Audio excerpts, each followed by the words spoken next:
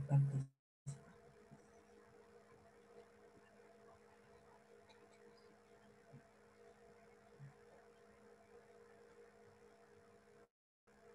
Hola, buenos días, ¿cómo están? Buen día, doctora.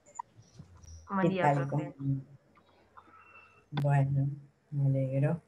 No sé si está por allí el señor de franja morada. No por allí, que quería hacer. Bueno, no importa. Quería hacer, decirle si me podían mandar los links a mi mail de las clases, porque no tengo ninguna de las clases que yo di. Pero, bueno. Profe, están en YouTube. Si quieres, yo después se los mando al grupo, los links. Ah, bueno, bueno. Regio, gracias. Bueno, chicas, ¿qué tal? Ahora te veo. ¿Cómo estás?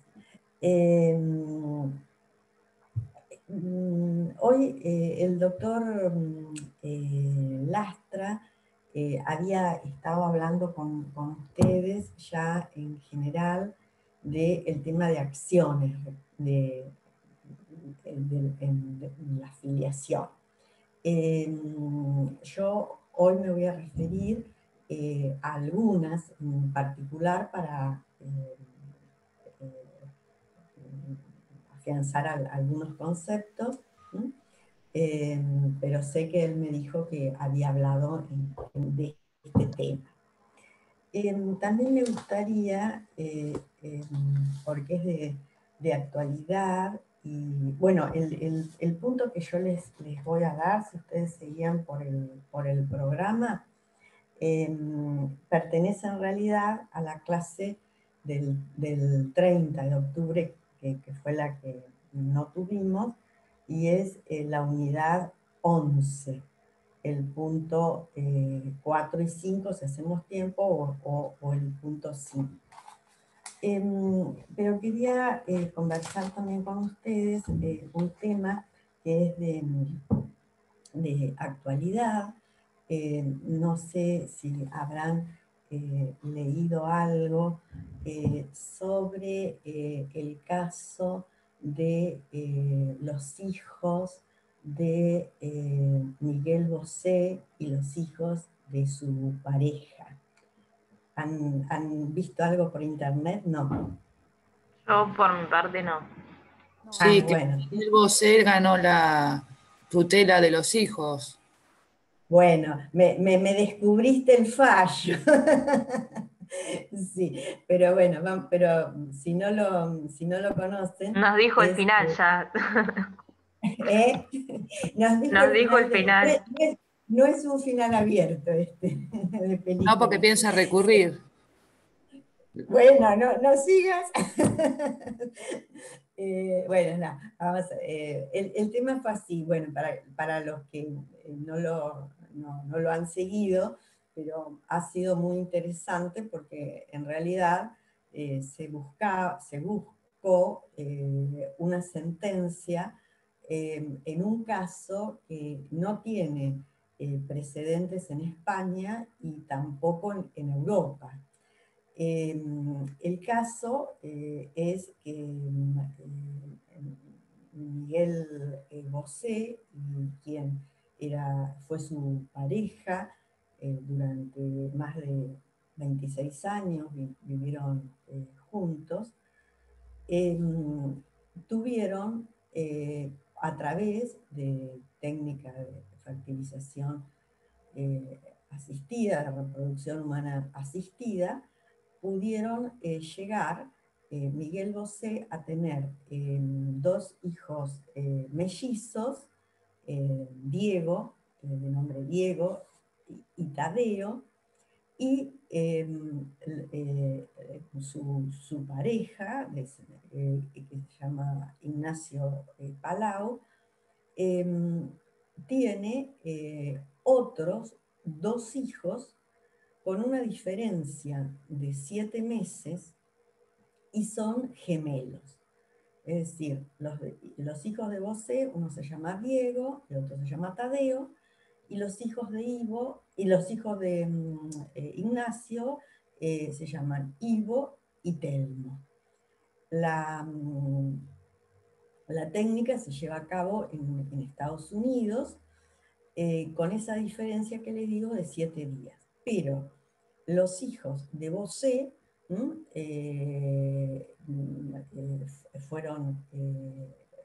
se utiliza una madre de subrogación y la técnica que se elige es con óvulos de una mujer y los gametos masculinos de Bosé. Y lo mismo ocurre con el otro, con su compañero, que también aporta, ¿no es cierto?, su material genético. El tema fue que cuando se produce la separación, los hijos habían nacido en el año 2011. Vivieron más de 8 años con ambos, y cuando se separan ellos, Bosé se va a vivir a México con sus hijos, con sus 2 hijos, con Diego y Tadeo, y su pareja queda en España, en Valencia, con los otros chicos. Ahí entonces es cuando comienza esa especie de batalla legal, ya que Ignacio considera y reclama a la justicia que los hijos sean legalmente reconocidos como padres, que reconozcan a los 2 como padres, y además hace hincapié en la argumentación que tanto Bosé como él habían pretendido formar una familia, que tenían un proyecto de vida en común, y entonces solicitan, ¿no es cierto?, Ignacio Palau solicita que además se tenga en cuenta que mientras Bosé desarrolló toda su actividad artística, bueno, él se dedicó a ser una especie de representante y asistente en todas sus actuaciones, y al momento de la separación, entonces él queda con una disminución de trabajo, no consigue trabajo en el mismo métier, y tiene que hacer un curso de chef, y cuando comienza toda esta demanda, él estaba trabajando como cocinero en una residencia para ancianos. El problema es que la maternidad subrogada en España no está regulada. Y si bien se reconoce que los hijos por naturaleza, por adopción y tenidos a través de técnicas de reproducción humano asistidas, no existen problemas para su determinación, y que son iguales ante la ley, no trata el problema de la maternidad subrogada. El cantante lo que argumenta es que ellos tenían una relación que más que de pareja, era de amistad en principio, y que como se llevaban muy bien, compartiendo una vida juntos, se habían encariñado mutuamente uno con los hijos del otro, pero que en realidad los consideraba hijos desde el afecto, pero no hijos propios. Sí acepta que se establezca un régimen de visita, y el año pasado los hijos estuvieron pasando vacaciones juntos, pero el problema que se planteaba era qué iba a resolver la Corte, bueno, que iba a resolver la primera instancia, que igual ya tenemos la solución porque una de las compañeras ya lo había leído, el fallo, muy bien. El problema era el encaje técnico, ¿no es cierto?, en el ordenamiento jurídico español. Precisamente se buscaron también variantes, por ejemplo, qué pasaría si Miguel Bosé pudiera adoptar a los hijos de Ignacio a los hijos de él, pero ¿qué ocurre también? Que había una imposibilidad por parte de la ley de adopción por la diferencia, porque no excedía la diferencia de edad que pide la ley española entre padre e hijo. Bueno, la sentencia fue, bueno,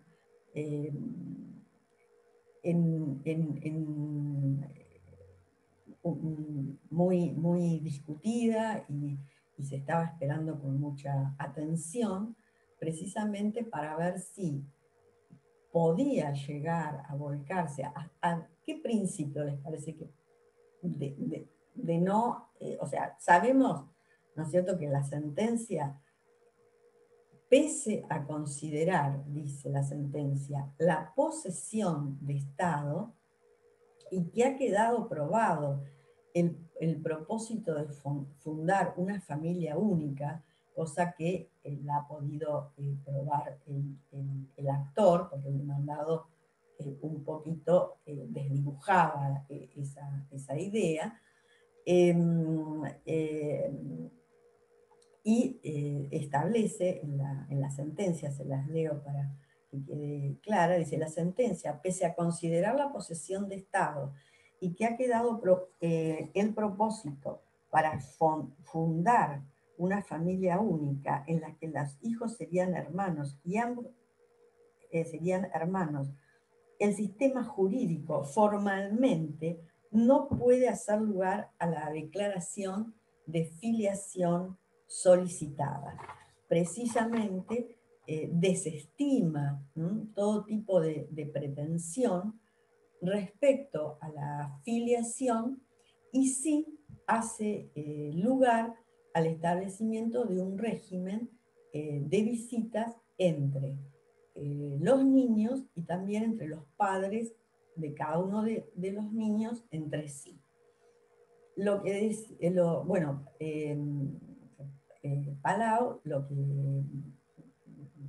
ha manifestado es que va a apelar esa sentencia, y lo va a hacer desde el punto de vista que él cree tener o sea, su derecho, y los niños también, porque él apunta a que lo que se creó es una filiación afectiva e intencional, que hubo intención, un poquito relacionado con el tema de la voluntad procreacional que vimos, ¿no es cierto?, el tema tan importante de la intención. Pero bueno, el fallo finalmente va a ser apelado. En una oportunidad, el cantante lo que había... una también de las fundamentos que da es que el nivel de vida de los hijos de Ignacio Palau es muy inferior a la calidad de vida de los otros dos niños, que por tener problemas económicos los tienen que enviar a un colegio del Estado. Bueno, no tiene todas las ventajas que tienen los demás, ¿verdad?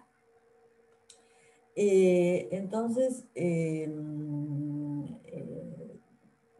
también se hace alusión a que cuando ellos se separan,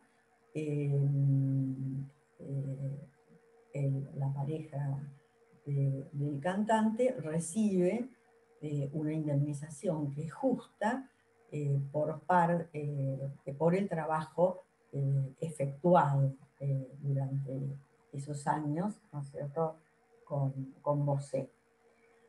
Así que bueno, aquí yo les iba a preguntar, bueno, de qué forma ustedes lo verían si tuvieran que dictar sentencia, o ya sabiendo, bueno, ahora cuál ha sido la sentencia de primera instancia, ¿qué les parece? Como si esa sentencia está a derecho, o si podría haber para ustedes algún tipo ¿le encontrarían algún otro algún principio que se pudiera aplicar o algo para, por ejemplo, en el caso de que tuvieran que apelar, como lo va a hacer el padre de los gemelos? Y ahí se estaría violando el principio de igualdad y no discriminación. Se podría conformar una familia pluriparental.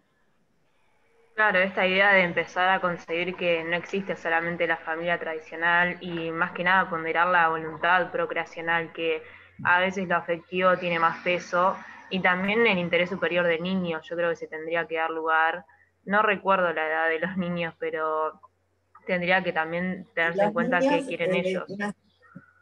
los niños nacieron en el 2000, creo que lo tenía por acá anotado, me parece que nacieron en el 2000, creo que tienen 9 años. En el 2011 nacieron los chicos. Porque ellos quizás no se conforman con un régimen de visitas, ellos quizás quieren que realmente se les reconozca como padre, entonces creo que también tendrían que hacer lugar a eso. Sí, o sea, sí, los argumentos que dan en primera instancia es que es ampliamente reconocido el interés superior del niño, pero que el encuadre jurídico no lo pueden hacer porque consideran que en realidad si no son ni medio hermanos, porque si a lo mejor no se sabe, pero aparentemente los óvulos no son de la misma mujer, ¿no? Son de personas, óvulos de donantes diferentes. Entonces, quizás si hubiera sido óvulos de la misma madre portadora o la madre donante de los óvulos, quizás hubiera sido más fácil. El tema acá es este, en el que se centra. Bueno, vamos a ver, ¿no es cierto?, después si este hombre, padre de los mellizos, puede, no, de los gemelos son los del palo, puede hacer cambiar esa sentencia, ¿no? Por ahora el juicio tramitó ante un juzgado de primera instancia, y que era el que tenía competencia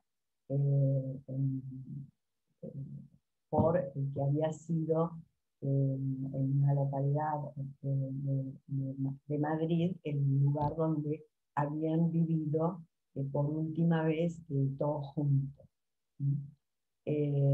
Incluso hubo una propuesta que hizo el cantante, que era el de que si todos se trasladaban a vivir a México, ¿no? O sea, él no tenía el problema de pagar una casa en México para que vivieran los otros dos niños y además hacerse cargo de la educación y de ese modo que pudieran estar en contacto. Pero esa propuesta fue rechazada por la otra parte, porque no quiere tampoco desarraigar a sus hijos que están en este momento viviendo con su abuela y tienen sus familiares en España. O sea que es bastante complicado. Acá seguramente vemos la parte externa, ¿no es cierto?, del problema, pero como en todos los temas de familia, debe haber problemas internos, también afectivos dentro de la pareja, que hace que a veces se endurezcan tanto las posiciones. A lo mejor con el tiempo eso se va diluyendo y puede llegar a mejorar el grado. Sí, a veces pasa que a mitad de camino, entre una primera instancia, esto ya los diarios en España consideran que una apelación de este tipo va a traer que hasta dentro de 4 o 5 años quizá no haya un fallo.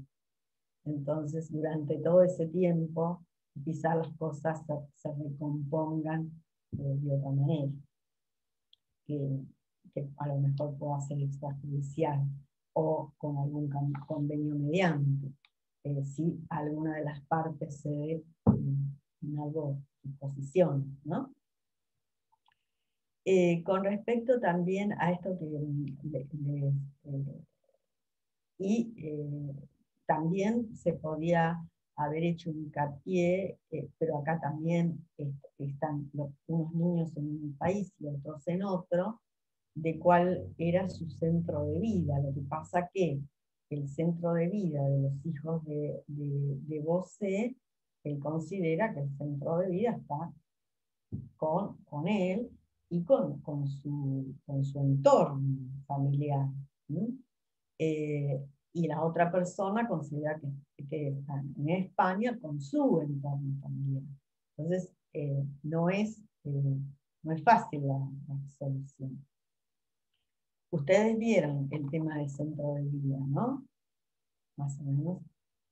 ¿Qué es lo que sacaron en limpio con respecto a ese tema?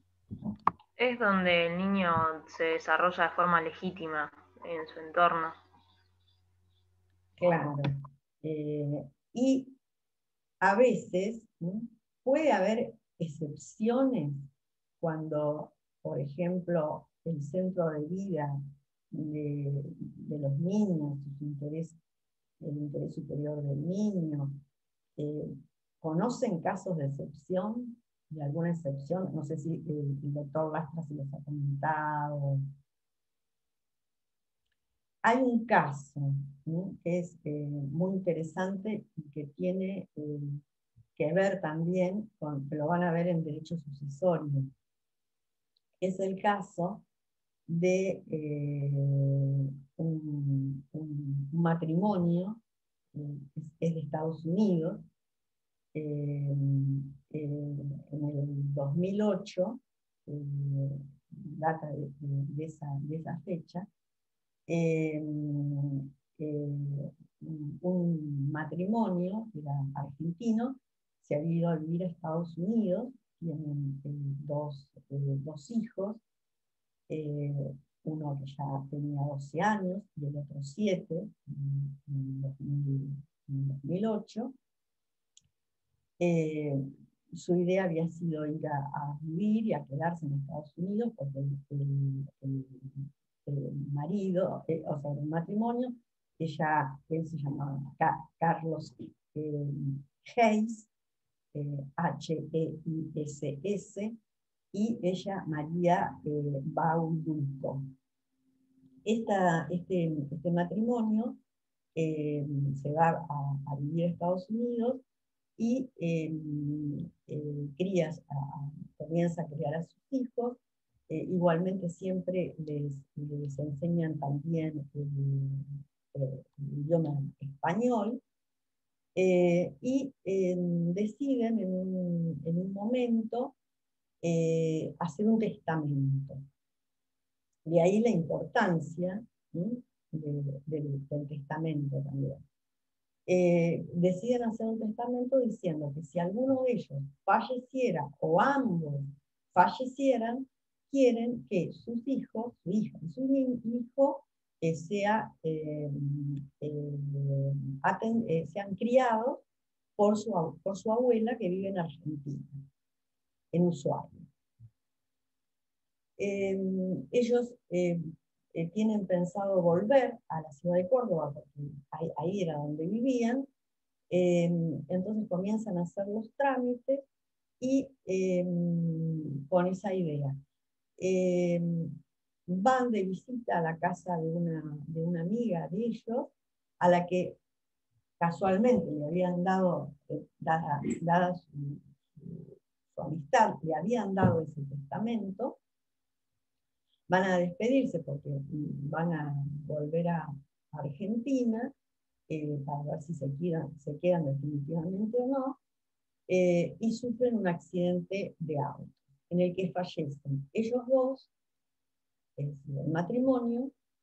El niño queda con algunos problemas, pero que no eran tan graves, y la nena, sí, que en ese momento tenía 12 años, sufre una lesión cerebral del 70% de disminución de su actividad cerebral. Entonces ahí surge el problema jurídico. ¿Por qué? Porque los abuelos maternos, ¿qué pueden pretender? Que sus nietos, como tienen su centro en Estados Unidos, queden a cargo de ellos. Y a su vez, su abuela materna, que pretende hacer precisamente valer el testamento en el cual ambos le confiaban la tutela de los niños, y de no ser ella tenía que ser un hijo, un tío o una tía también por parte materna. Las primeras decisiones que se toman son importantes porque tienen que ver, como todo lo que vimos a través de este tema, con la bioética, la filosofía de vida, los principios que deben regir las relaciones filiales. Entonces, el primer escollo que se presenta es que la niña está con un respirador y los médicos piden que el respirador le sea sacado y hacerle una traqueotomía. Ahí entonces comienza la pelea entre los abuelos maternos y paternos, es decir, mejor dicho, entre la abuela, porque estaba separada de su marido, pero igualmente él acompañaba. Profe, entonces, le hago una pregunta con respecto a esto. Sí. Los nenes, ¿con qué edad fueron a Estados Unidos? ¿Con Los nenes, uno 7 y el otro 12 o eran más no, no, no. jovencitos? Los chicos, cuando los padres fallecen en el 2008, los chicos tenían esa edad y habían ido unos años antes, no mucho, pero Ah, no mucho. Sí, no recuerdo, eran chiquitos, pero no recuerdo exactamente qué Profe, en edad ese tenían. caso, porque el centro de vida no es la mayor cantidad de años donde se desarrollan de forma legítimamente, no tendrían que fijarse cuántos años Lo- estuvieron en cada lugar Por eso lo estuve pensando en eso, porque también, aparte de tener en cuenta el interés superior del niño, bueno, en el caso de la nena, imposible saberlo. O sí, la nena no podía claro, hablar. Eh, pero bueno, en el caso del nene, de última, preguntarle a ver dónde se siente mejor, eh, si en el lugar donde tenía su centro de vida o con su abuela, porque es ir a otro lugar con sus papás ya fallecidos, estar con una persona a la cual quizás hace mucho tiempo que no veían, en otro lugar no, nuevo. ellos igualmente, o sea, tenían un trato fluido a través, telefónicamente, Con la abuela de algunas Ushuaia. veces. Sí, sí, sí, sí. Ah, Además tenían en Argentina 5 tíos más, tenían 5 primos. eh, eh, bueno, ahora les termino cómo es el caso y vamos a esto. Entonces, el primer escollo que se presenta es el tema del respirador. ¿A quién le hace el lugar? ¿A quién es la que decide? La abuela materna, precisamente por haberlo establecido que las decisiones las tenía que tomar la abuela materna. Entonces los médicos le dejan el respirador, que era lo que quería la abuela, y con la fortuna de que, bueno, la niña después, sin necesidad de la traqueotomía, eh, recupera su respiración con el tiempo normal para su estado, ¿no? Eh, Esa fue una primera decisión que, si no hubiera estado el testamento, hubiera tenido que ser una decisión judicial por la edad de la niña, ¿no?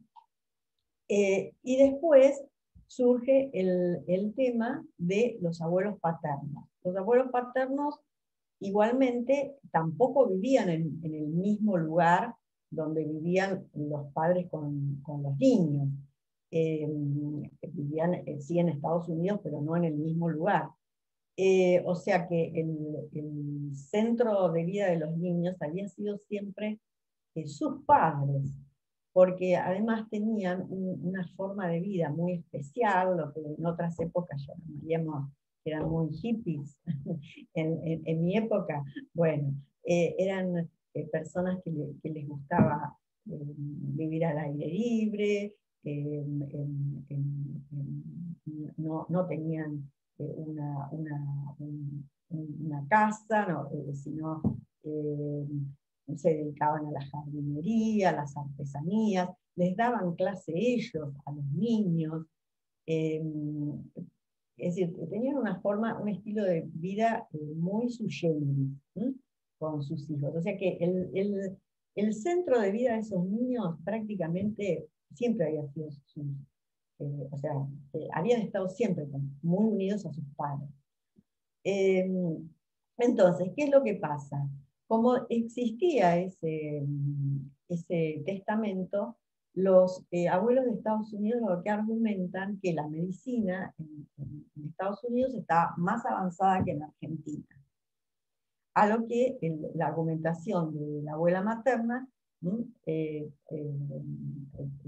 presenta, ¿no es cierto?, pruebas de que para el tipo de tratamiento que tenía que hacer la nieta, los dos países estaban avanzados en el mismo grado. Y que además, bueno, lo que les digo, que además iban a tener una contención, porque tenían toda esa familia en Ushuaia, y que los niños, como hablaban perfectamente castellano y con sus primos se trataban siempre, hablaban en ese idioma, no iban a tener un problema de adaptación. En este caso, entonces, es uno de los pocos casos en que, en realidad, por existir ese testamento, la justicia se aparta del tema, del principio del centro de vida de los niños. Porque si no hubiera existido el testamento, seguramente hubieran hecho lugar a que se quedaran con los abuelos paternos.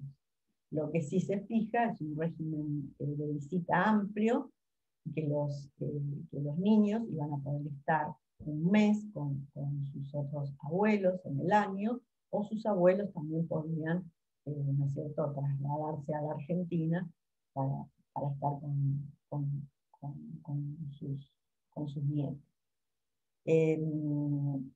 Por eso les digo que este es un caso de excepción. No sabía si lo habían visto pues, en otra clase. A veces por ahí nos podemos llegar a superponer con el caso. ¿No lo habían visto? No. No, que yo sepa, no.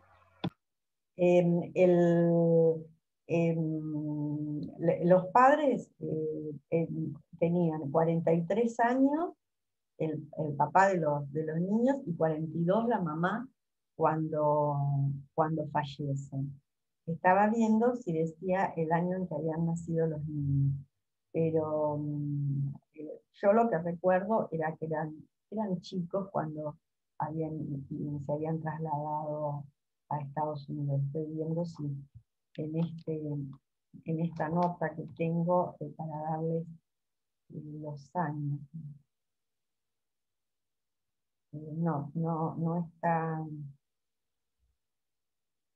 No está el año en que se trata. ¿Cuántos años tenían cuando los chicos se trasladaron? Pero bueno, ese fue el fallo, y no fue apelado, así que es un caso, ¿no?, de excepción. Pero también es un caso que cuando vean la parte de testamento, lo van a ver seguramente en sucesiones. Pero no desde este punto de vista, sino de la importancia. Profe, y en materia procesal hablando, ¿no? Porque la familia del lado paterno se encontraba en Estados Unidos, ¿cierto? Entonces, ¿quién inicia la demanda? ¿La familia del lado materno? La inició los abuelos paternos. Paternos. Los que vivían en Estados Unidos, sí, son los que inician el juicio. Porque ellos no estaban amparadas por el testamento, entonces ellos eran los que reclamaban. Claro, ellos reclamaban. Entonces, lo que ocurrió es que la abuela materna, la que vivía en Ushuaia, se traslada a Estados Unidos, vive un año en Estados Unidos, mientras se tramita elige abogados allá, y también la Cancillería le ayuda para que ella pueda estar en Estados Unidos, y también en Ushuaia se hacen festivales artísticos y demás para juntar dinero para que ella pueda también solventar, ¿no es cierto?, los gastos que tenía mientras llegaba a una sentencia. Claro. Pero y a ella le llega... Los abuelos paternos. Perfecto, ahora sí entendí. Pero si a ella, por ejemplo, si yo estoy en Estados Unidos e interpongo una demanda, ¿la notifican a la casa de ella acá en la Argentina? Lo que pasa es que ella ya se había trasladado a Estados Unidos, así que le habrán notificado la demanda cuando ella ya estaba en Estados Unidos. Listo, perfecto, Porque ya entendí. Ni bien le avisan que su hija y su yerno fallecieron, ella se traslada a Estados Unidos. Porque, bueno, precisamente, primero por ser la madre y querer estar en ese momento, ¿no es cierto?, en esa tragedia que había ocurrido, y para acompañar a sus nietos, y bueno, y después, cuando surge el cuestionamiento, ya les digo, primero surgió el cuestionamiento por el tema de la intubación de la nena, y después ya el tema se trasladó directamente a que los abuelos pedían la custodia de los nietos, y ella tuvo que contestar. Claro, pero ya perfecto. estaba viviendo allá. Bueno, vamos a ver un poquito con respecto a las acciones de impugnación de filiación. Yo quería, quería ver con ustedes el tema de estas tres acciones que son las que nosotros en general tenemos en cuenta para que ustedes también las puedan diferenciar bien. Bueno, viendo el código, ¿no es cierto?, podemos establecer en el artículo 589, yo voy a ir viendo los artículos, así lo hacemos de una manera más rápida. La impugnación de filiación dice presumida por la ley. Esta acción de impugnación estaba contenida en el Código de Vélez, ya con otro artículo, y hay una variante entre el Código de Vélez y luego el Código anterior, con la 23.264, porque con todas las modificaciones y los cambios de paradigmas, bueno, también se tuvo que adaptar, ¿no es cierto?, estos artículos. Hoy el artículo dice, él o la cónyuge de quien da a luz puede impugnar el vínculo filial de los hijos nacidos durante el matrimonio o dentro de los 300 días siguientes a la interposición de la demanda de divorcio, de nulidad, de separación de hecho o de la muerte, mediante la alegación de no poder ser el progenitor o que la filiación presumida por la ley no debe ser razonablemente mantenida de conformidad con las pruebas que la contradicen o en el interés del niño. Acá hay una modificación de los artículos, porque hoy el artículo dice vínculo filial, ¿no? Con anterioridad, en el código anterior, se hablaba de la paternidad, es decir, hablábamos de impugnación de la paternidad matrimonial. Hoy de lo que habla el artículo es de vínculo filial, no de paternidad, y no habla de paternidad, sino que habla de ¿qué? De él o la cónyuge, debido al tratamiento de los derechos del matrimonio igualitario. Este artículo lo que tiene, que hay que hacer hincapié, es que le quita la exigencia a quien va a impugnar de acreditar la verosimilitud de los hechos. Es decir, en el código anterior, para impugnar, había que acreditar. En este caso, el artículo eso no lo menciona. Habla de, es decir, ¿cuál es el objeto de esta acción? Es demostrar la inexistencia del vínculo biológico. Yo no soy padre, supongamos, de este niño porque no estaba al momento de la concepción. O yo no soy padre de este niño y no se me puede aplicar la presunción, supongamos, de paternidad, porque me hice una vasectomía y no puedo tener más hijos. Con eso hay que tener a veces cuidado con el tema de las vasectomías, porque hay algunos fallos. Hubo uno en Estados Unidos hace ya unos cuantos años, en el que precisamente un padre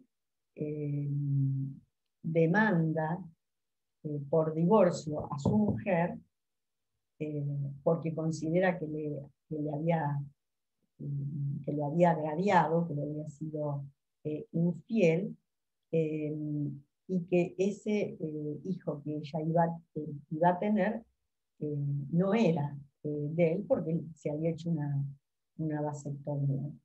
Luego de que hizo la demanda de divorcio y además impugnó la paternidad del niño a través de pruebas genéticas, se pudo establecer que sí era el padre incluido, ¿sí?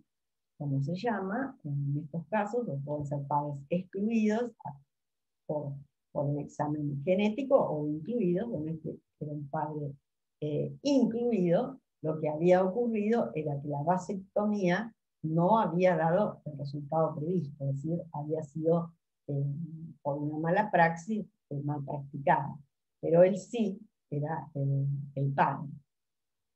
Por eso les digo que a veces con este tipo de casos hay que estar muy atentos. Bueno, entonces, el objeto que tenemos que tener claro, ¿cuál es? Es que tenemos que probar la inexistencia de vínculo biológico. El artículo les dice, mediante la alegación de no poder ser el padre del progenitor, supongamos porque estaba ausente, o que la filiación presumida por la ley no debe ser razonablemente mantenida de conformidad con las pruebas que lo contradicen. Acá, ¿qué tipos de pruebas ustedes ya han estudiado que podemos utilizar en estas acciones? La genética, la biológica, la de ADN. Y no solamente la de ADN. Cuando vieron pruebas en la filiación, ¿vieron alguna otra prueba que no sea solamente el ADN? Profe, puede ser, pero no sé si es la presunción de la cantidad de días cuando uno contrae matrimonio, que son 360 días, ay, no me acuerdo.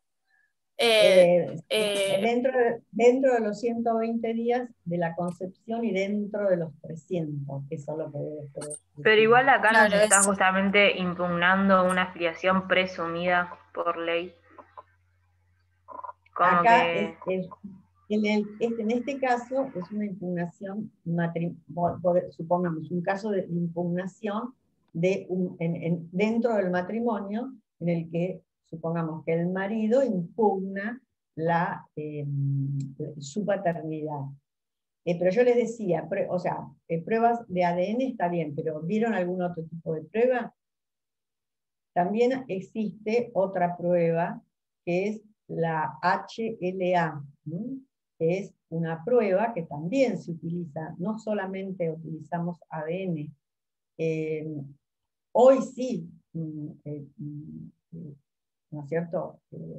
La mayoría lo utiliza, pero también cuando no existía la prueba de ADN, utilizábamos otra prueba que es la prueba de histocompatibilidad, la que establece también un porcentaje de inclusión o de exclusión. Esa prueba de histocompatibilidad solo puede ser realizada, pero a través de una extracción de sangre. No es tan amplia, ni da los porcentajes de 99,99. Pero bueno, pero cuando no existía la prueba de ADN, utilizábamos esta prueba que se llama HLA. Es decir, que va se puede hacer de esta manera. Y Profe, aún si ¿eso se sigue usando hoy o solamente se recurre al ADN? No, o sea, ustedes pueden llegar a ver algunos expedientes en los cuales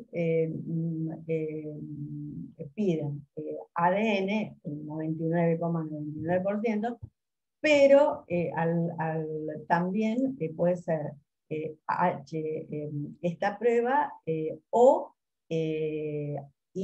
ADN. Y cuando no teníamos esas pruebas, usaba pruebas mucho más antiguas, ¿no? Las pruebas sanguíneas, teniendo en cuenta el factor RH de las personas, las pruebas antropomórficas, por ejemplo, las similitudes que existen entre una persona y otra, sobre todo en la columna vertebral,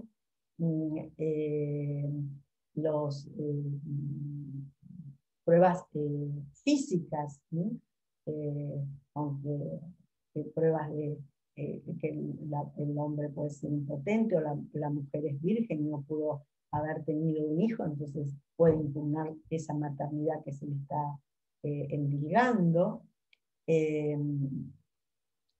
También existían pruebas más sutiles como las pruebas antropométricas, antropomórficas, las pruebas muy sutiles con respecto a, por ejemplo, el tono de voz. Vieron que generalmente los tonos de voz, hay la fisonomía, y también existe pruebas de hisopado, porque hay un grado de acidez que a través del hisopado, que también se utilizó mucho en derecho penal, ese grado de acidez o no acidez se transmite y se puede establecer también a través de ese tipo de hisopado sin llegar a veces al ADN. Bueno, eso... Doctora, sí. Doctora, sí. me da la sensación de que varias de esas pruebas que usted estuvo relatando deben también estar sujetas o limitadas a la edad del hijo, ¿no? Porque, por ejemplo, el tono de voz cambia cuando uno se vuelve adulto. En la niñez es bueno, sí, lógico. O sea, debe estar muy sujeto también a la edad, ¿no? Claro, y además son pruebas, como yo les digo, pruebas de antaño, pruebas que utilizábamos antes de poder llegar al HLA y antes de poder llegar a la prueba de ADN. Profe, y en ese caso de que las pruebas no daban como resultados muy elevados en su eficacia, ¿se podían pedir, no sé, pruebas en simultáneo para que coincidan o no? Porque si era como bastante difícil de... Generalmente lo que se hacía es no lo que hacen ahora, que a veces limitan mucho el ADN únicamente. Dentro de la prueba, ofrecer que se realicen las pruebas y que se lleven a cabo las pruebas. Había un verdadero plexo probatorio, y uno en el expediente lo que aportaba era la máxima cantidad de prueba que tenía. Testimonial, informativa, todo tipo de prueba se volcaba también en el expediente para reforzar, ¿no es cierto?, que el juez tuviera más elementos. Pero estaba el caso que puede ser una relación tan clandestina que nadie tenga pruebas de nada y que solo lo podrían llegar a establecer por una prueba genética, ¿no? Igualmente yo les aconsejo que cuando tengan un caso de filiación, aporten las pruebas que tengan, ¿no? Porque es importante para el juez también tener un plexo probatorio interesante que pueda evaluar, ¿no? No quedarnos solamente con esa prueba. Si bien es cierto, bueno, que es contundente. Pero cuando se hacía el otro tipo de examen, por ejemplo de HLA, sí lo que se utilizó en el Banco Nacional de Datos Genéticos, cuando se crea el Banco Nacional de Datos Genéticos a través de la ley 23.511, con el destino, ¿no es cierto?, de poder recaudar datos para establecer filiaciones de los hijos nacidos en cautiverio, hijos desaparecidos, etc. En esa época no se utilizaba ADN al principio, se utilizaba HLA.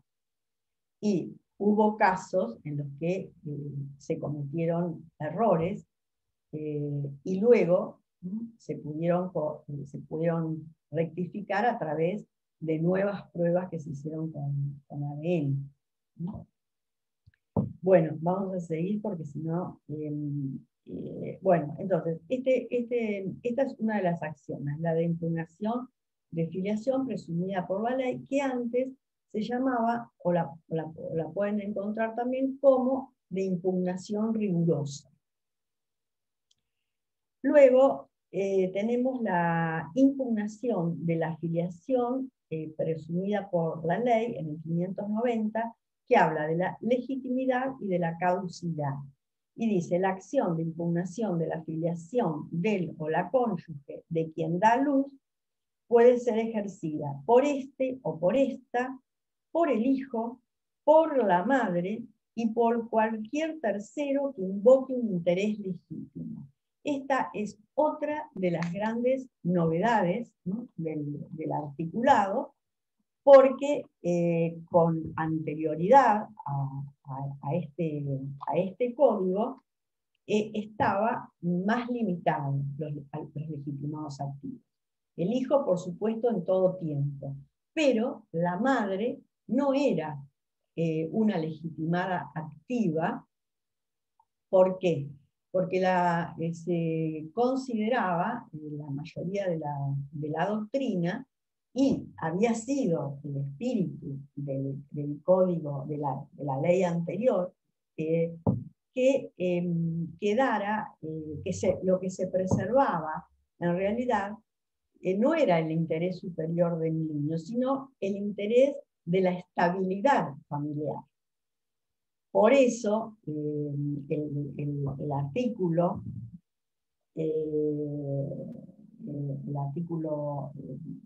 anterior, el código anterior, muchas veces los abogados han confeccionado demandas solicitando la inconstitucionalidad de ese artículo. ¿Por qué? Porque no le permitía a la madre ser legitimada activa. ¿Por qué? Porque se daba el fundamento de la estabilidad y se decía que igualmente el hijo, en la edad oportuna, iba siempre a poder reclamar. Pero ¿cómo iba a reclamar si la madre a lo mejor nunca le decía la verdad? Solamente porque se enterara por una casualidad, o por una intuición, o por lo que fuere. Y además, el artículo les dice, por la madre y por cualquier tercero que invoque un interés legítimo. Esto tampoco, ay, disculpen, que voy a apagar esto tampoco estaba, no se permitía, por ejemplo, en un caso en el que teníamos una esposa, un marido y un hijo. La esposa le había sido infiel y ese marido, ese hijo que aparentemente era un hijo matrimonial, nacido después de la celebración del matrimonio, etcétera, etcétera, no era en realidad hijo biológico del marido. Y había una tercera persona, fuera de ese triángulo madre, padre, hijo, que sí era el verdadero padre biológico. Bueno, con la ley anterior, la gran diferencia con este artículo que se introduce, es que esa tercera persona que tiene interés legítimo, porque sabe que en realidad él tuvo una relación con esa mujer que era casada, pero que el hijo es suyo, también va a poder impugnar. Ese es un gran avance del articulado, porque en otros casos no se podía. Y tampoco era legitimada activa la mujer, ¿por qué? Porque se entendía que si la mujer impugnaba la paternidad del marido, ¿qué estaba haciendo en realidad? Si yo tengo a mi marido y sé que y considero que ese hijo yo lo tuve con un tercero, y quiero impugnar la paternidad de mi marido, ¿qué estoy alegando en realidad? Que fuiste infiel. Claro, la propia torpeza, ¿no es cierto? O la infidelidad. Entonces, los argumentos que se daban en ese momento era precisamente que no podía ser legitimada activa por ese motivo, porque si no, estaría alegando su propia torpeza. Bueno, hoy sabemos que este artículo, ¿no es cierto?, lo que da lugar es precisamente a que no se vulneren las normas de la igualdad de todas las personas, el interés superior del niño, que se cumplan con todos los tratados internacionales, etcétera, etcétera, que eso ustedes ya lo han visto. O sea que fue un gran avance. Bueno, con respecto a la acción, hay otras dos acciones. Una es la otra acción, es la acción de negación. Esa acción de negación es una acción que le podemos llamar simple o sencilla, o de desconocimiento simple. ¿Por qué? Porque en realidad acá yo, si soy padre de un hijo, hablamos un hijo matrimonial, no necesito aportar otras pruebas, nada más que cuáles. Que el hijo nació después de la celebración del matrimonio y antes y dentro de cuánto tiempo les dice el artículo. Dentro de los 3, o sea, tiene un embarazo normal, ¿cuántos meses tiene? 9, ¿verdad?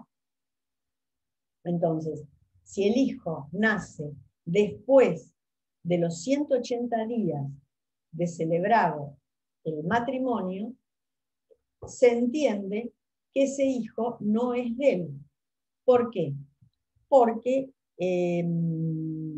con la sola presentación del acta de matrimonio, donde consta cuando se casó, y del acta del nacimiento, que dice que el hijo nació en ese periodo, pues, antes de los 6 meses, antes de los 180 días, quiero decir,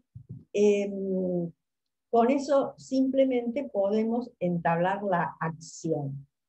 Ustedes me van a decir, bueno, sí, puede ser, pero él se puede haber casado, y, ¿no es cierto? Porque la acción, el 591 dice, él o la cónyuge de la mujer que da luz puede negar judicialmente el vínculo filial del hijo nacido dentro de los 180 días siguientes a la celebración del matrimonio.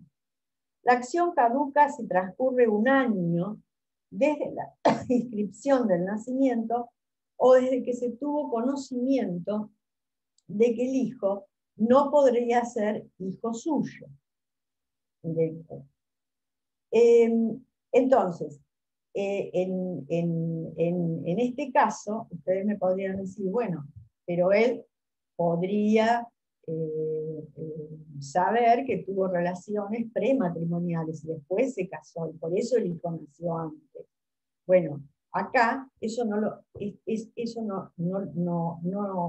vamos a probar. Acá la acción de negación para lo que nos sirve es para establecer solamente la negación de la paternidad por ese transcurso de tiempo. Dice, si se prueba que él o la cónyuge tenía conocimiento del embarazo de su mujer al tiempo de la celebración del matrimonio, o hubo posesión de estado de hijo, ahí la negación directamente va a ser desestimada.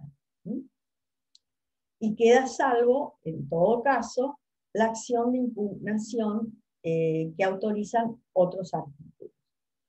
En este caso, en el artículo del 591 de acción de negación o acción de desconocimiento simple, tengan en cuenta que también el artículo dice no se aplica en los casos de técnicas de reproducción humana asistida cuando haya mediado consentimiento pleno, libre, informado, en estos casos. Acá el objeto que podemos decir de esta acción es desvirtuar la presunción de filiación. Es decir, yo lo que voy a atacar es que esa presunción de paternidad, supongamos, no exista. ¿Y no exista por qué? Porque nació mi hijo dentro de los 180 días. ¿Qué pasa? Es un poco peligroso si entablamos solamente esta acción y no entablamos en subsidio una acción de impugnación. ¿Por qué? Porque la esposa le podría contestar, ¿no es cierto? Podría reconvenir diciendo, no, esa acción de negación que ha interpuesto mi marido no es válida porque tuvimos de novios 2 años antes y tuvimos relaciones prematrimoniales.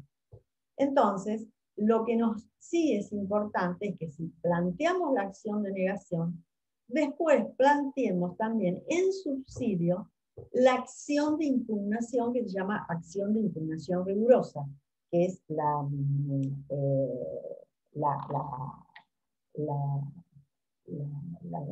filiación, que es la del artículo 592, que dice impugnación preventiva de la filiación presumida por la ley. Esta acción, impugnación preventiva de la filiación presumida por la ley, era la que antes se conocía como impugnación, que yo les digo impugnación rigurosa. Esta impugnación preventiva dice, aún antes del nacimiento del hijo, En realidad, estas se las voy a explicar después, la preventiva, no les voy a hacer lío con la otra. Tenemos la acción de negación que les dije que planteábamos y la de impugnación rigurosa. ¿Cuál es la de impugnación rigurosa? La que vimos en primer término, ¿no es cierto? En esa, la del 590, en la que ahí sí puedo probar.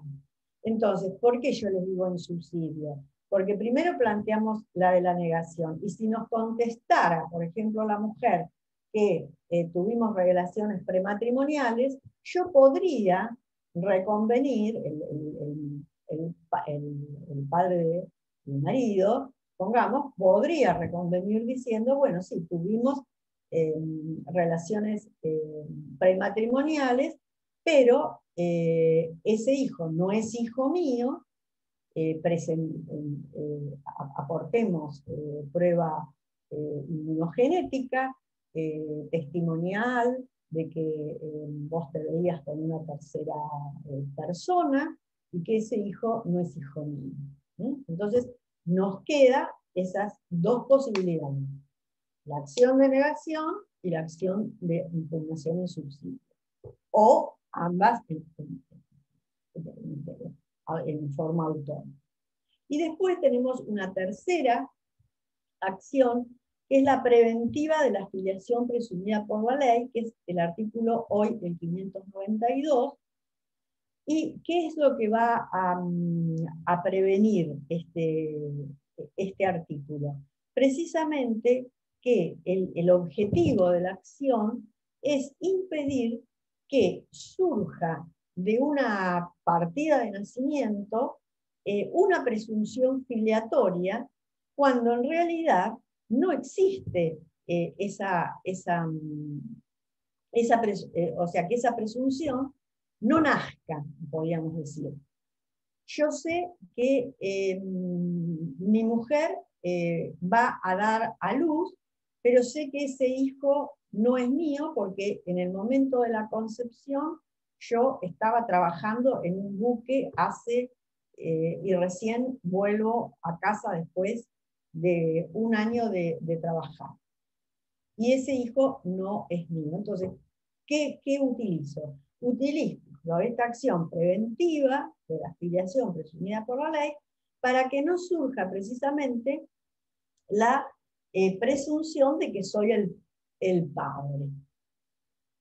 Siempre que usemos esta acción, tenemos que usarla antes de que se inscriba el nacimiento, ¿verdad?, de ese hijo. Porque si ya se inscribió, ¿qué vamos a tener? Vamos a tener que utilizar una otra acción para desplazar esa acción, y luego se nos va a complicar. Entonces, esta preventiva nos ayuda en ese caso. También, por ejemplo, en el caso que habíamos visto en técnicas de reproducción humana asistida, recuerdan aquella persona que tenía cáncer y que no tenía más espermatozoides, y por eso crioconserva los pocos espermatozoides y los de mejor calidad que tenía. Él sabe que no puede ser el padre de ese hijo que va a nacer. Entonces, ¿qué emplea? La acción preventiva para hacer caer la presunción de paternidad. Bueno, estos son, entonces, esto no lo habían visto, ¿verdad?, con el doctor Lastra. En realidad lo leímos, pero no lo vimos así con tanta profundidad. Sí, no lo vimos así detallado. Pero tenían la idea ya. Está bien. ¿Me dicen la hora por ahí? Porque no sé si estoy bien. 10:57. 11. Ah, está bien, no tenemos tiempo. Bueno, con respecto, por ejemplo, y vieron el tema, les voy a preguntar, en esta acción que yo les comentaba, de impugnación preventiva, ¿se acuerdan que yo les di en otra clase, en una clase pasada, un caso, porque también dice, en la última parte del artículo, dice, esta acción puede ser ejercida además por la madre y por cualquier tercero que invoque un interés legítimo. La inscripción del nacimiento posterior no hace, lo sigo porque pensé que no tenía más tiempo, ahora dice, la inscripción del nacimiento posterior no hace presumir la filiación del cónyuge a quien da luz si la acción es acogida.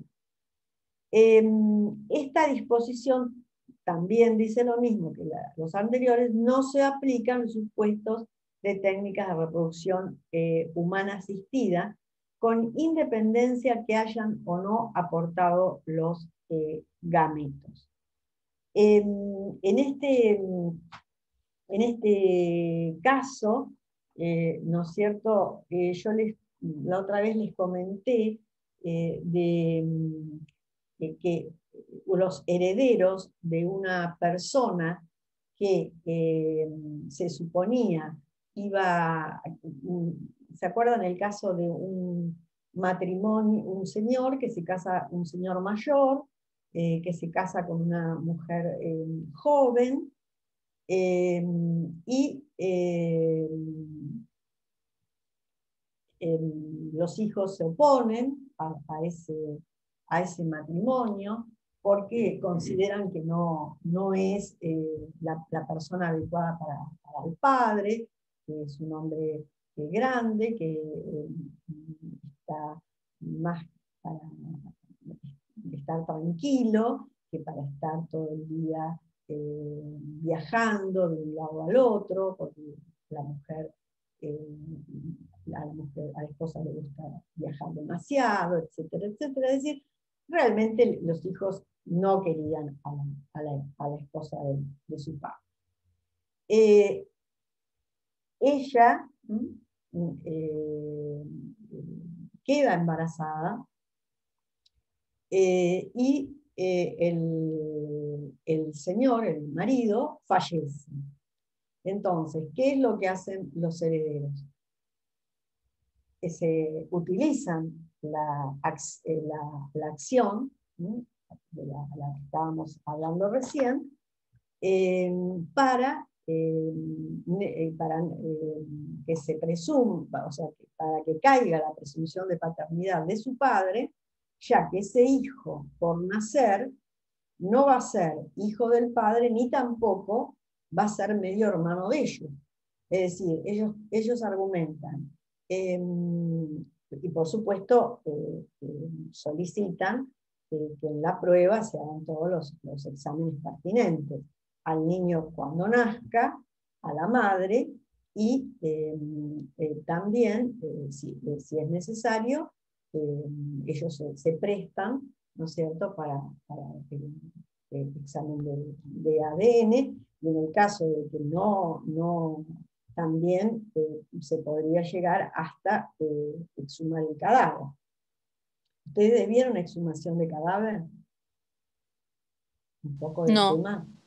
No, la verdad que no. Bueno, en la exhumación del cadáver para establecer a través de ADN si hay un vínculo filiatorio, es muy importante.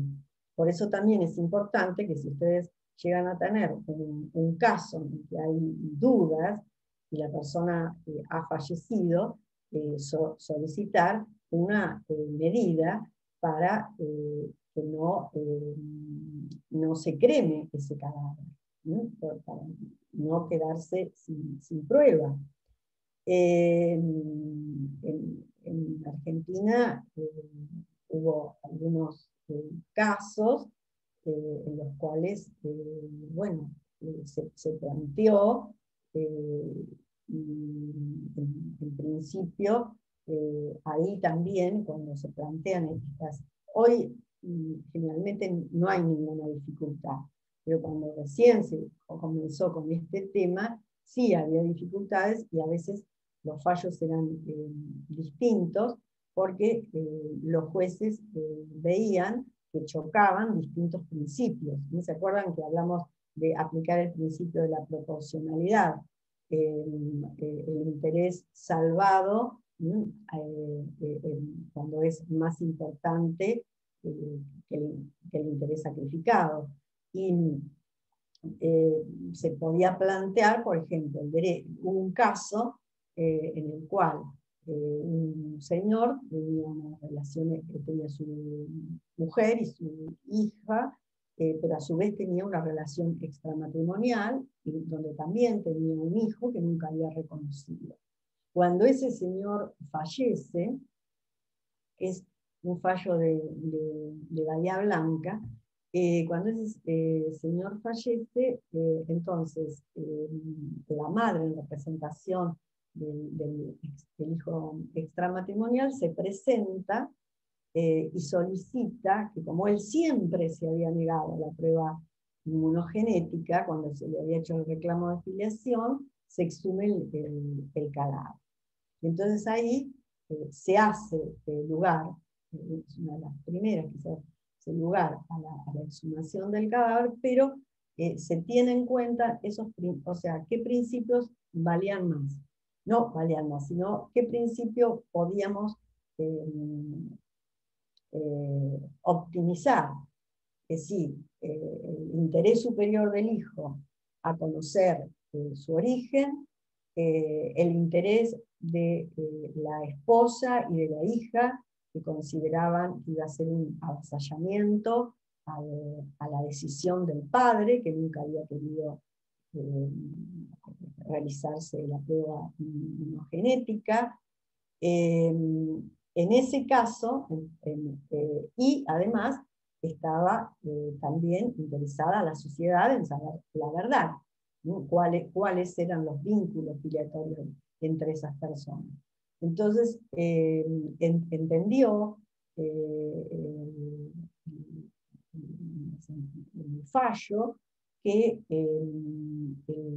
una vez, que de esos de hechos personalísimos de los que hablaba la esposa, no se ven violentados porque ese derecho personalísimo a negarse a la prueba inmunogenética había finiquitado con la muerte de la persona. Y entonces se hace lugar a la exhumación, ¿no? Y hay, bueno, después cantidad de casos de exhumación, pero en principio, ya les digo, no fue tan fácil las autorizaciones. Bueno,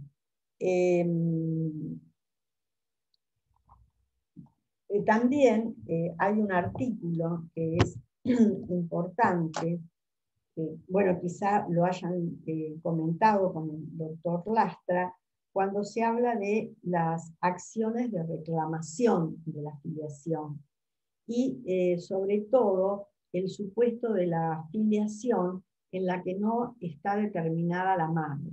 ¿Eso lo vieron ya? Creo que sí. Me parece que lo mencionó. Está bien, está. Téngalo presente ese artículo.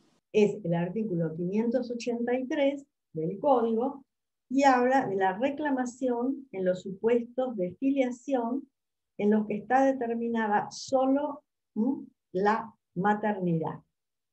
Acá, ¿qué es lo que pasa? Si es el caso de la mujer que da a luz, pero solamente figura en el acta de nacimiento el nombre de la madre y no el del padre, ¿no? Porque el padre no se ha presentado a reconocer al hijo. Entonces, acá el artículo establece lo que podríamos llamar dos partes, una parte extrajudicial y una parte que da pie a lo judicial. En la primera parte, el artículo dice, en todos los casos en que un niño o niña aparezca inscripto solo con filiación materna, el registro civil, dice el artículo, en realidad critican la forma, porque debería decir el funcionario del registro civil, debe comunicar al Ministerio Público, el cual debe procurar la determinación de la paternidad y el reconocimiento del hijo por el presunto padre. Es decir, ¿qué van a hacer?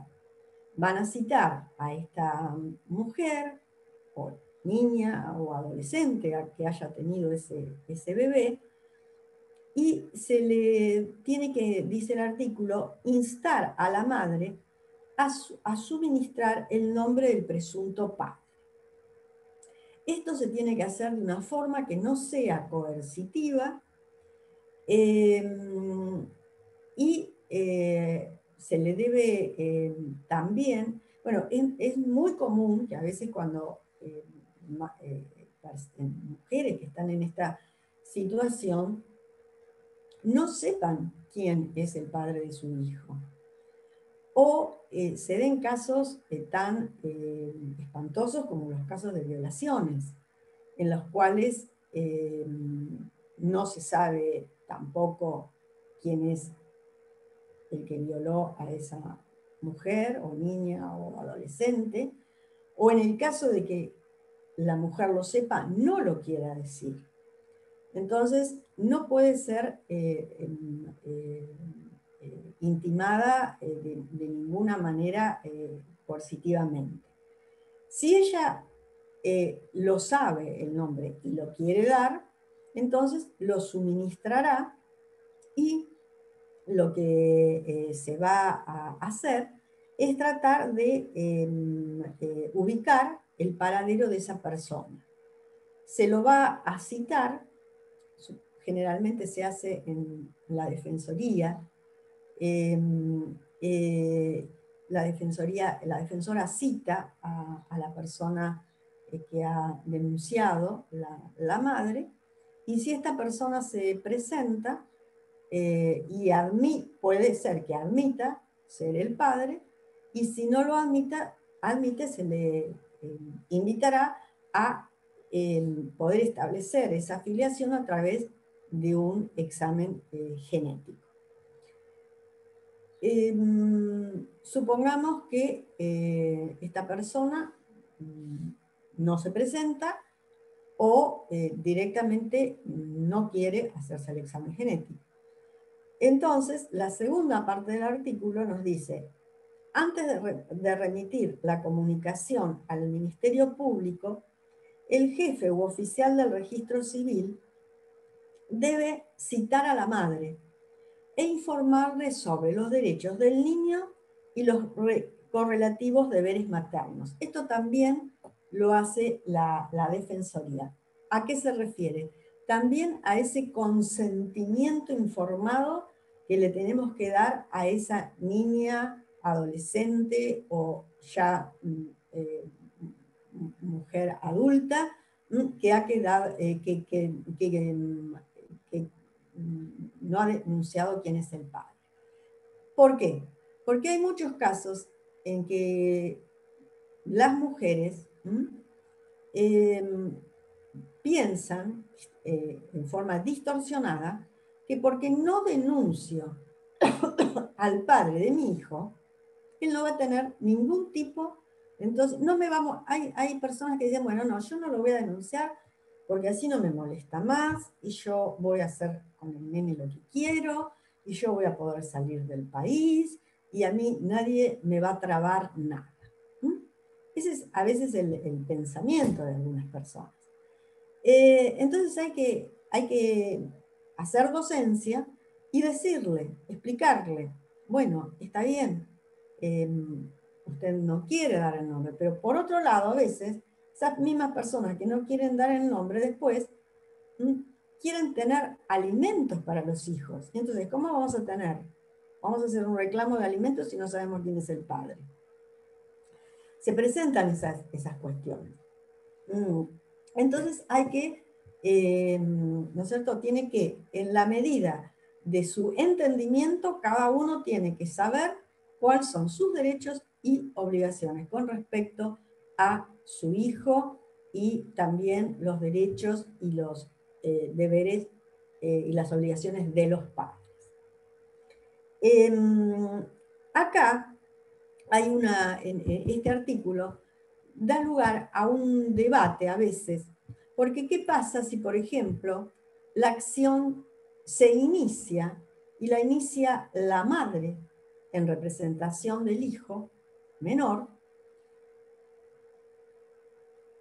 Si lo hace la madre y presta su consentimiento, bueno, la acción va a proseguir, ¿verdad? Pero ¿qué pasaría si la madre hoy presta su consentimiento para comenzar la acción judicial contra ese presunto padre y luego desiste? Dice, bueno, no, quiero dejar todo, no quiero saber nada, dejo todo, me quedo yo sola con el nene y me arreglo. ¿Puede o no puede hacer? Bueno, acá la doctrina está un poco dividida y también depende a veces del criterio de las asesorías y de las defensorías que tratan el tema y en dónde se encuadra cada uno. Zanoni dice, por ejemplo, que si consideramos que la madre actúa en el juicio como representante del menor y desiste, el Ministerio Público no podría seguir adelante la acción. Pero si entendemos que es el Ministerio Público el que está representando al menor, entonces sí podría seguir la acción. Es decir, podría seguir la acción contra ese presunto padre que ya había sido denunciado. Eso es lo que, a lo que se refiere este artículo 583. El 584 habla de posesión de Estado, que ya lo vimos. El 585 creo que también lo deben haber visto con el doctor, la exceptio plurum concubentium. ¿Le suena? Bueno, Yo no estuve en esa clase, por eso no le contesto. No, está bien. Con respecto a la convivencia, el 585 dice, la convivencia de la madre durante la época de la concepción hace presumir el vínculo filial. Antes, el código anterior hablaba de la paternidad, a favor de su conviviente, excepto oposición fundada. ¿Qué es lo que se puede plantear acá? Acá hay una presunción de que, supongamos, de paternidad, ¿no es cierto?, extramatrimonial, porque era conviviente al tiempo de la concepción. Pero ¿qué podría plantear ese presunto padre? Una excepción. Esa excepción se llama exceptio plurium concubentium. ¿Y qué significa? Que él puede alegar que esa mujer con la que él convivía había tenido relaciones sexuales con otros hombres. Es decir, que ha habido una multiplicidad de concúbitos con otras personas. Entonces, podría plantear esa excepción. En definitiva, esto sí o sí se va a definir por un ADN. Entonces, profe, ¿se acuerda cuando vimos hace un ratito la acción de negación? Sí. Entonces, usted había dicho que también podíamos plantear de manera subsidiaria la acción de impugnación de la filiación, ¿cierto? Ahí Sí. se podría plantear también la excepción esta. En esta es extramatrimonial, y lo que yo te había hablado era un supuesto matrimonial. Matrimonial, cierto, sí, sí. Claro, porque en el otro había esposa, el esposo, el marido y el hijo, ¿te acordás? Claro, sí, es verdad. Era una filiación matrimonial. En este caso hay una convivencia, y el artículo te dice la convivencia de la madre. Antes el código anterior hablaba de concubinos, ahora habla de la convivencia de la madre durante la época de la concepción, hasta hace presumir el vínculo filial. Antes hablaba de la paternidad. Profesora, Sí. ¿en ese caso tiene Sí, que ser sí. una unión convivencial inscripta o puede ser no inscripta? No, acá no hace ninguna diferencia. Acá habla dice la convivencia de la madre, no pide ningún tipo o sea, siempre que se pueda demostrar esa convivencia, no interesa si es una convivencia registrable o no registrable, no. Es el momento, lo que hay que establecer es que en la época de la concepción vos estabas teniendo una convivencia con La determinada posesión de persona. Estado. Habría que demostrar la posesión de Estado ahí, en ese momento.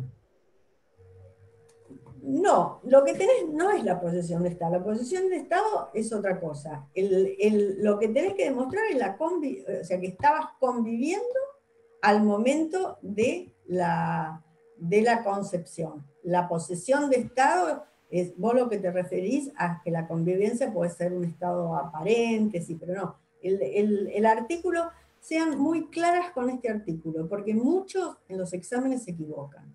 Por eso se los remarco. Porque muchos hablan de la convivencia de la madre durante la época del embarazo. Bueno, hay algunas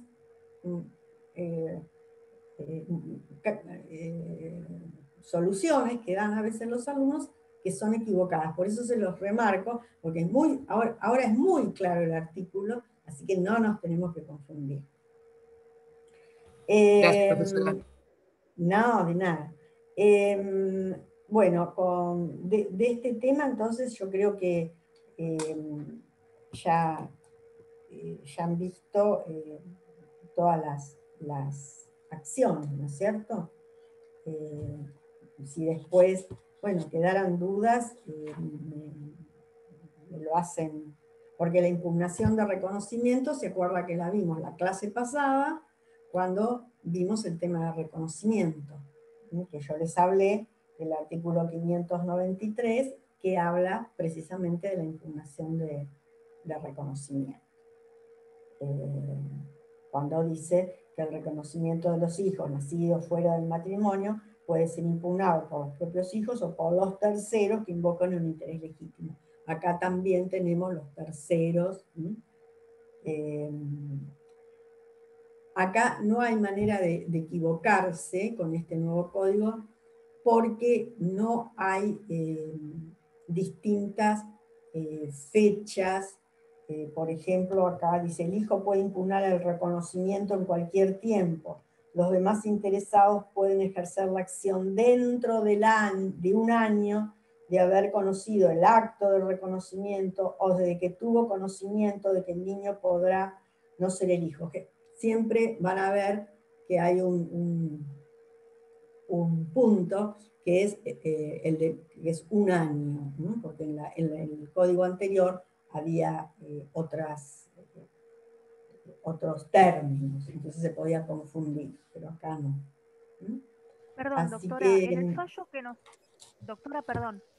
En el sí. fallo que nosotros tenemos que leer para hacer el trabajo práctico, ¿no es de este artículo que el padre biológico se toma al momento de... No, perdón, no el biológico, el padre que estaba inscripto como padre legal de la menor, de la niña, se toma de este artículo para impugnar la acción de quien instó la demanda? No sé a qué fallo te estás refiriendo. Al fallo de Tucumán, el que estamos leyendo nosotros para hacer el trabajo práctico.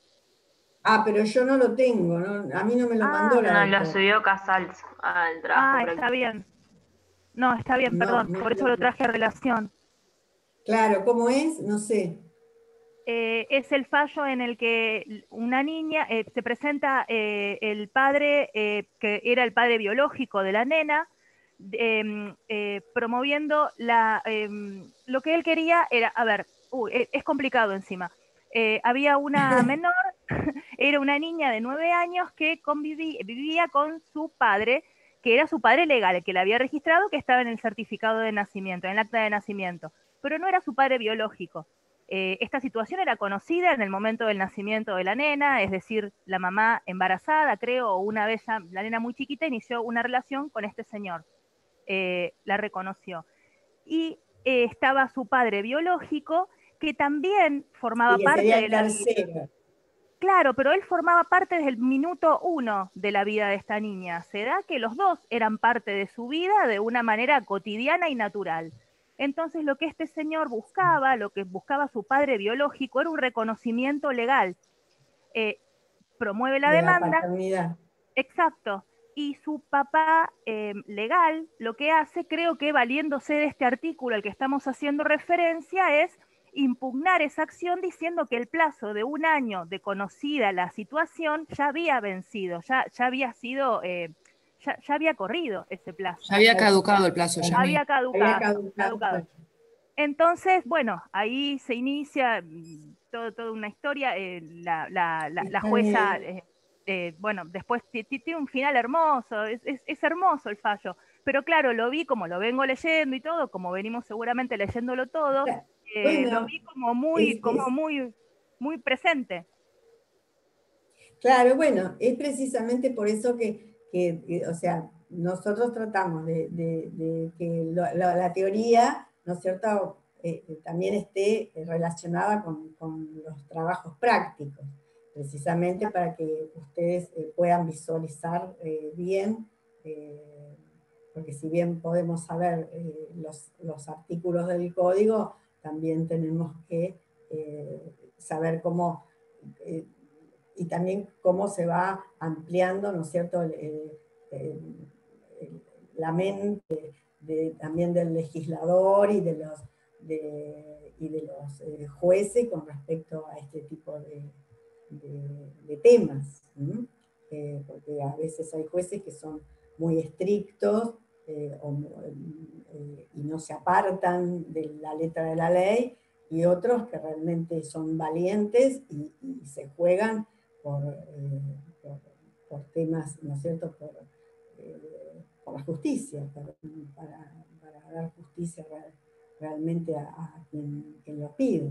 En ese caso creo que se declaró al final la paternidad de ambos. Sí, se declara inconstitucional el Sí, 558, que es el que plantea claro, la única es el posibilidad de que plantea. biparentalidad. Claro, Claro. y no solamente la jueza indica que no se enmiende la partida de nacimiento, sino que se confeccione una nueva, teniendo en cuenta esta necesidad de que haya 3 inscripciones, la de su madre y la de sus 2 padres. Claro, ese precisamente, ¿se acuerdan que yo les dije que la doctora les iba a mandar un fallo en la cual se iba a tratar ese tema, porque es el artículo, ¿cuál me dijiste que era el artículo? 558. Claro, el 558, que establece el tema de ninguna persona puede tener más de 2 vínculos, cualquiera sea la naturaleza de la afiliación. Entonces, Exacto. ¿se acuerdan que yo les dije que la doctora Casals les iba a dar un tema? Bueno, en lugar del tema, bárbaro, les